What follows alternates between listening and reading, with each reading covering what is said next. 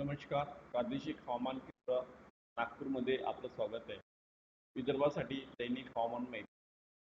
सुरुवातीला सिनॉप्टिक माहिती बघू. 925 HP विंड चार्टने दाखवल्याप्रमाणे एक हलका चक्रवात उत्तर प्रदेशवर स्थित आहे. त्याला संलग्न एक ट्रफ मध्य प्रदेश, विदर्भ, मराठवाडा ते कर्नाटकापर्यंत दिसत आहे. दुसऱ्या चार्टमध्ये सुद्धा एक सर्क्युलेशन उत्तर प्रदेशवर आहे आणि त्याला संलग्न ट्रफ विदर्भापर्यंत दिसत आहे. पुढील 3 दिवस हवामानाचा अंदाज. पहिल्या दिवशी 3 जूनला विदर्भामध्ये बुलढाणा, अकोला, अमरावती, वाशिम, भंडारा आणि गोंदिया जिल्ह्यात तुरळक ठिकाणी हलका पाऊस पडण्याची शक्यता आहे. तसेच यवतमाळ, वर्धा, नागपूर, चंद्रपूर आणि गडचिरोली जिल्ह्यात विरळ ठिकाणी हलका पाऊस पडण्याची शक्यता आहे.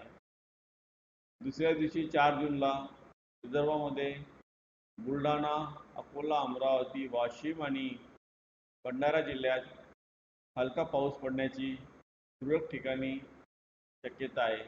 तसेच वर्धा, नागपूर, यवतमाळ, चंद्रपूर, गडचिरोली आणि गोंदिया जिल्ह्यात विरळ ठिकाणी हलका पाऊस पडण्याची शक्यता आहे. तिसऱ्या दिवशी 5 जूनला बुलढाणा, अकोला, अमरावती, वाशिम, नागपूर आणि भंडारा जिल्ह्यात तुरळक ठिकाणी हलका पाऊस पडण्याची शक्यता आहे. तर बाकी जिल्ह्यांमध्ये वर्धा, यवतमाळ, गडचिरोली, चंद्रपूर आणि गोंदिया जिल्ह्यात विरळ ठिकाणी पावसाची शक्यता आहे. पुढील 3 दिवस हवामानाचा इशारा. पहिल्या दिवशी 3 जूनला विदर्भामध्ये सर्व जिल्ह्यांमध्ये विजांच्या कडकडाट आणि सोसाट्याचा वारा 40 ते 50 प्रति तास वेगाने वाहण्याची शक्यता आहे. दुसऱ्या दिवशी 4 जूनला विदर्भामध्ये सर्व जिल्ह्यांमध्ये विजांच्या कडकडाट आणि सोसाट्याचा वारा एका दुसऱ्या ठिकाणी 40 ते 50 किलोमीटर प्रति तास वाहण्याची शक्यता आहे.